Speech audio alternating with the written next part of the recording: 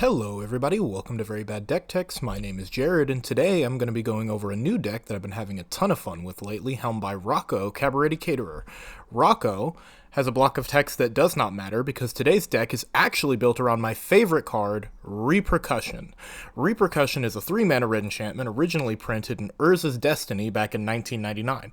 Repercussion has the simple yet elegant triggered ability: whenever a creature is dealt damage, this enchantment deals that much damage to that creature's controller.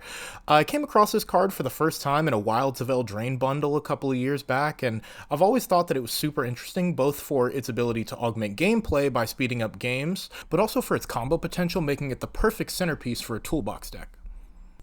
The main goal here is to tutor a bunch to get Repercussion into play as quickly as possible, and from there you can start hunting the win. This is a toolbox deck with 4 main lines of play, which creates a lot of interesting gameplay scenarios because the pressure the deck can apply with a small number of permanents creates some great tension, and it forces interaction from your opponents.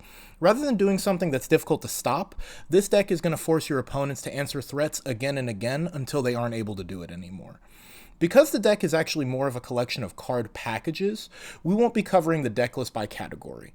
Instead, we're going to be going over the 4 lines of play, why each one works, and what to do when your plan fails.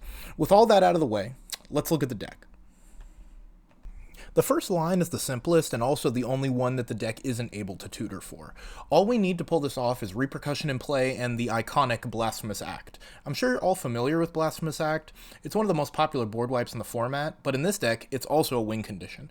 Because Blasphemous Act deals 13 damage to each creature and Repercussion turns that damage into burn, building a game-winning nuke has never been easier. So easy, in fact, that I decided to make Blasphemous Act untutorable. This was more fun in my opinion because it makes this feel more like a last resort that you have to dig for rather than something that you would just tutor for at every opportunity. Blasphemous Act is tutorable with Gamble though, if you want. The next line includes another one of my personal favorites, Chandra's Incinerator. This card has a hilarious interaction with Repercussion, and while it won't always necessarily win you the game, it will frustrate and hamstring your opponents, which is a nice bonus. All you need to start the loop is a way to deal at least 1 non-combat damage to an opponent's creature, with both Repercussion and Chandra's Incinerator already in play. This non-combat damage will trigger both Repercussion and Chandra's Incinerator, and since Chandra's Incinerator has the ability to deal damage to a creature an opponent controls whenever you deal non-combat damage to them, this will create an infinite loop that only ends when the target player has no creatures left on board or their life total becomes 0. This can feel especially good paired with a blazing volley style effect, allowing you to do the loop to each opponent simultaneously. This is a good line to go for if the board is clogged with a bunch of creatures, and you can also bust this out anytime an opponent has a creature with indestructible, as this will just kill them. The tutor package for Chandra's Incinerator is robust as well, so you should have no trouble getting it into your hand if you need it, and being in green even gives us the option to dump this thing right into play. Many of the cards that can tutor for Chandra's Incinerator are also creatures, which adds a layer of resiliency and consistency to the deck, since these creature-based tutors are themselves easily tutorable and also easy to fish out of the graveyard. The next line is actually a 3-card combo, but unlike the previous 2, it does win the game on the spot, and the cards are all individually good regardless. For this one, we'll need Repercussion in play, as well as Brash, Taunter, and either Pariah or Pariah's Shield. Brash Taunter is a 5-mana 1/1 that has indestructible, and whenever it's dealt damage, it deals that much damage to target opponent. Pariah is a 3-mana aura that says that all damage that would be dealt to you is dealt to the enchanted creature instead. Pariah's Shield is just an equipment that does the same thing as Pariah.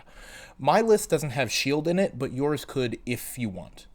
Once you have all 3 permanents in play, you just need to be able to deal 1 damage to Brash Taunter, and from there, Repercussion will trigger, but because of Pariah, the damage that would be dealt to us is instead directed back to Brash Taunter, creating a loop of infinite damage triggers that we can just throw around at our opponents and win the game. This is a great play to go for if you're up against less creature-heavy strategies where Chandra's Incinerator won't be as effective. It also helps that Brash Taunter is a 1/1, making it directly tutorable with both Imperial Recruiter and Recruiter of the Guard. The final line of play I want to talk about is really good for torpedoing a single opponent and relies on General Marhault Elsdragon, another one of my favorite cards, and Nessian Boar. Elsdragon has the unique ability to give attacking creatures you control +3/+3 for each creature that's blocking them, and Nessian Boar has a whopping 10 base power and must be blocked by all creatures if able.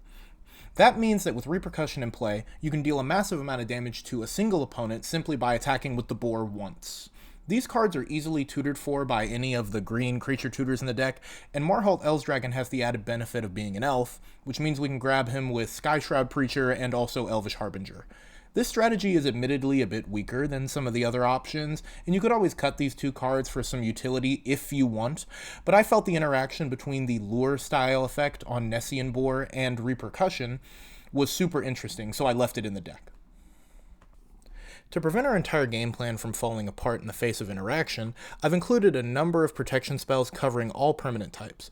Cosmic Intervention, Dawn's Truce, and Heroic Intervention can protect the entire board, and for protecting Repercussion specifically, I also have Greater Oromancy, Sterling Grove, and Fountain Watch, all of which are tutorable. Any two of the three of these will give all enchantments Shroud, which makes it very hard to interact with outside of non-targeted enchantment removal. If we fail to protect one of our combos, we're still not cooked because we also have access to a robust Recursion suite, which allows us to grab both creatures and enchantments from the graveyard. We even have answers to exile in the form of Pull from Eternity and the tutorable Rift Sweeper. These cards allow you to grab a card from your exile pile and shuffle it back into your library, which with the volume of tutors in the deck means we can just tutor them back into play on a later turn. All of this makes the deck surprisingly resilient, and it really shows why I've grown to like tutors so much as time has gone on. Like a lot of Magic players, I used to have a pretty lukewarm view of tutors, but as long as you give yourself plenty of equally good options to look for, the gameplay ends up being pretty varied, and it's a nice change of pace from the decks I would normally play. Alright folks, I will leave it here. I hope you enjoyed the video. You can find this deck's Architect link in the description if you're interested in the full list. I'd also love to hear your thoughts on tutors and commanders, so feel free to leave a comment so we can discuss. And if you thought the deck sucked, I would love to discuss that in the comments with you as well. In the meantime, this has been a Very Bad Deck Tech. I have been Jared, and I will see you all in the next one.